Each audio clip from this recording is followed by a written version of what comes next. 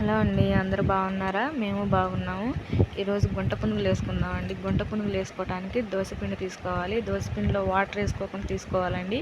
Water వేసుకుంటే కొంచెం పలసగా అయిపోతుంది కాబట్టి వాటర్ వేసుకోకుండా దోసపిండిని మామూలుగానే తీసుకుందాం. తీసుకున్న దానిలో ఒక క్యారెట్ తురుము, ఒక 2 ఉల్లిపాయలు, కొంచెం కొత్తిమీర సన్నగా కట్ చేసుకుని వేసుకుందాం.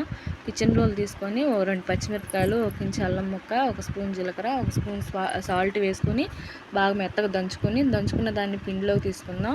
దీంతోపాటు చిటికెడు పసుపు కూడా వేసుకుందాం అండి. పసుపు వల్ల కలర్ వస్తుంది, మంచి టేస్ట్ వస్తుంది కాబట్టి పసుపు వేసుకొని గరిటెతో శుభ్రం కలిపేసుకోవాలండి. నీట్గా కలిపేసుకునే లోపే పొయ్యి మీద పెనం పెట్టేసుకొని హీట్ ఎక్కనివ్వాలండి. పెనం బాగా హీట్ ఎక్కిన తర్వాత మంట స్లోగా పెట్టుకొని ఆయిల్ వేసుకోవాలండి. ఆయిల్ అయితే కొంచెం ఎక్కువే వేసాను, ఎందుకంటే ఇది ఒక నెల నుంచి వాడకుండా పక్కన పెట్టేసామండి. దోశలు వేసుకుంటూ గుంట పునుగుల జోలికి వెళ్ళలేదు, అందుకని పక్కన పెట్టడం వల్ల గుంట పునుగులు దానికి అతుక్కుంటాయి కాబట్టి ఆయిల్ ఎక్కువ వేసాను.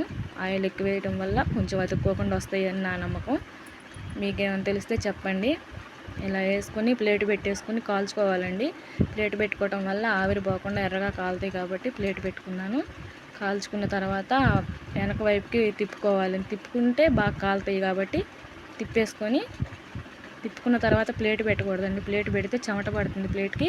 ఆ చెమట అంతా కిందకు దిగి మళ్ళీ అది నీరుగా మెత్తగా అయిపోతుంది కాబట్టి పెట్టుకోకుండా తీసేసుకున్నాం. ఇవన్నీ పక్కకు తీసుకున్న తర్వాత పెనంలో ఉన్న వేస్ట్ అంతా పక్కకు తీసేసుకున్నామండి. పిండి చుక్కలు పడ్డాయి కదా, ఆ పిండి చుక్కలు మాడిపోయి బాగా స్మెల్ వస్తుంది కాబట్టి అవి కూడా తీసేసుకుని మిగిలిన పిండిని కూడా వేసుకున్నామండి.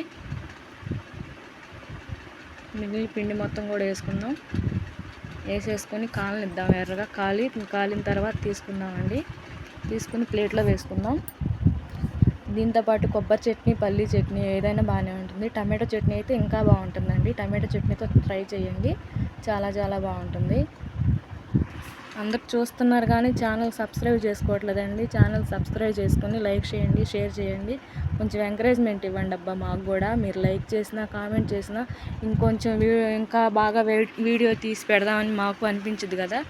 అలా అనిపించాలంటే మీరు కామెంట్ చేయాలండి. తప్పకుండా మంచి విషయమైనా చెప్పండి, లేదా ఏదన్నా తప్పులున్నా చెప్పండి.